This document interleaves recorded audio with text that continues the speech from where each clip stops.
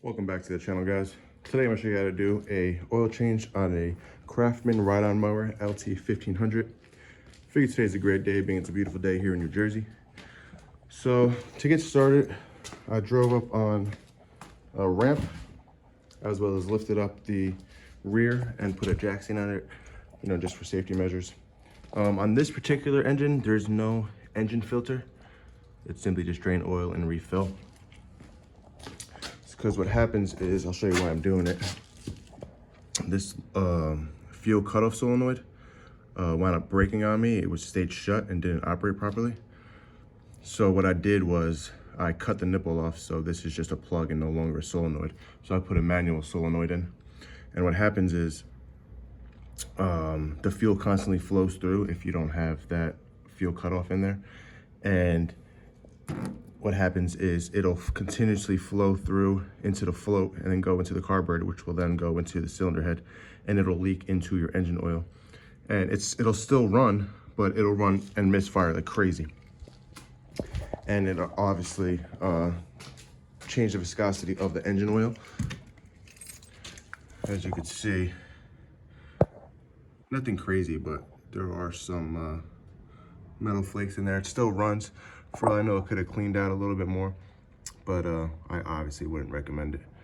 So like I said, just jack up the one side and put the other side on a ramp, or you could jack up both sides. It's really personal preference. There is the drain plug right there. They're all in the most similar places. This drain plug I used, came out of it.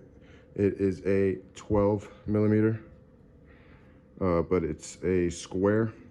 So I'm gonna remove that and not reuse it, and I'm gonna use a regular bolt, well, a plug bolt, which is a size 17, I believe, 18, excuse me. So what happens is I disconnected the battery, being that it's right next to the starter, and obviously you see the large red wire, which is obviously a positive wire. And I had it draining all this time, so you just let it drain. Once you take the plug out, you take the dipstick tube out, so it just flows right out. Simply just put it back in. This engine calls for 10W30 engine oil. I'm using, I don't even know what that is, but it's a 4-cycle, which this engine is a 4-cycle, 10W30 motor oil. They say you can use regular engine oil, but the minerals inside the oil may be different from what the lawnmower asks for.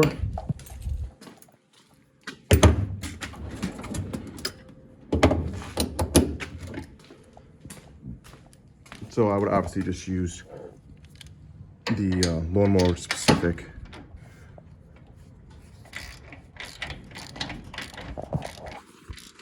Just tighten down.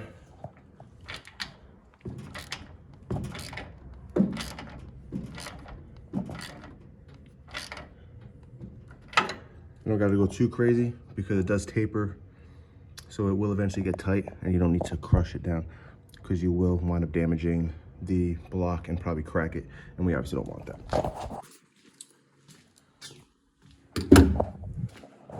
So being that the engine oil is drained, jack this side back up, take that jack stand out. You can lower this side.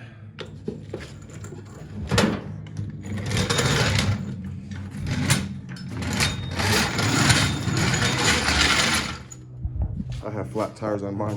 Don't mind that. I will be changing those out.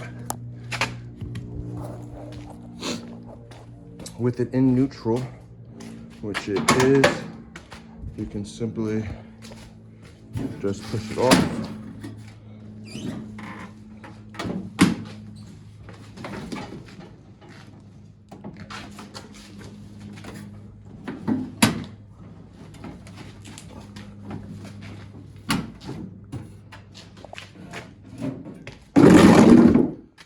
Out of the way. Grab a towel or some type of rag. Just wipe down the excess oil.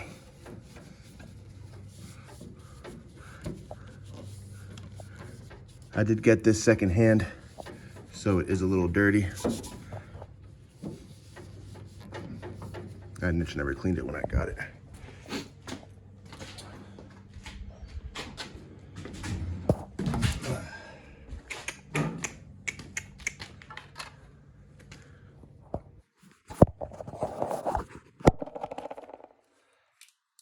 They say it takes 2 quarts if you have an oil filter. I, like I said, don't have one. So I'm gonna start off with 1 quart.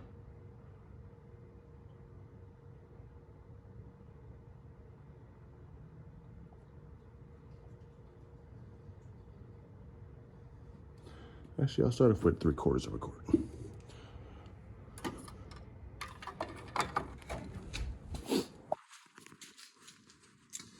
We can put the battery terminal back on.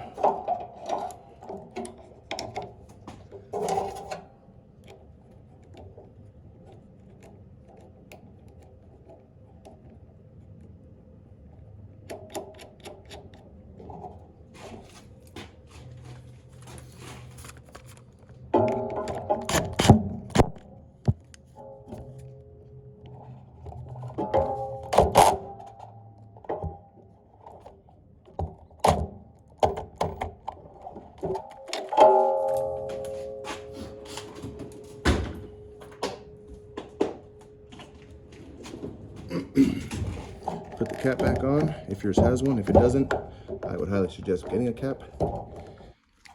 This thing right here is just your battery maintainer plug. Got off Amazon, fairly cheap.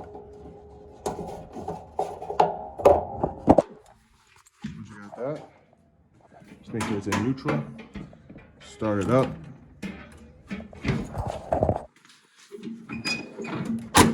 Put it in the park brake.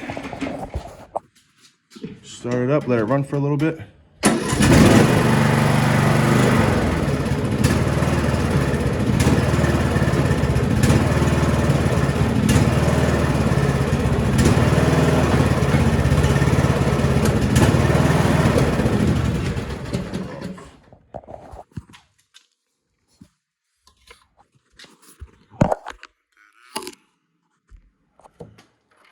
Check the oil, clean the dipstick.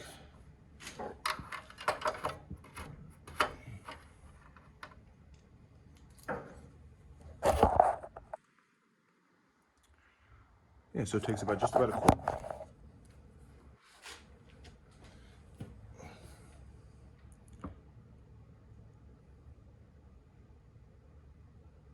I bought 2 quarts just to be safe. Very inexpensive. I think it was like $6 per quart. Depending on what brand you get, the price may differ a little bit. Only by a few bucks though. Same thing again.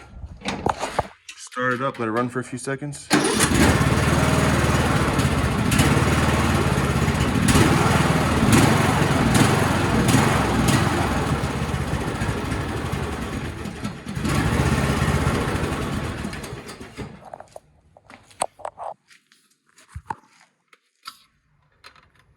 Same thing.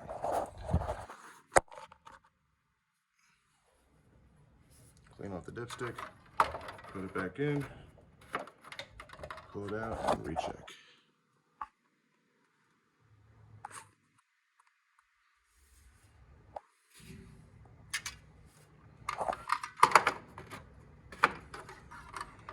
Do it 2 times for good measure.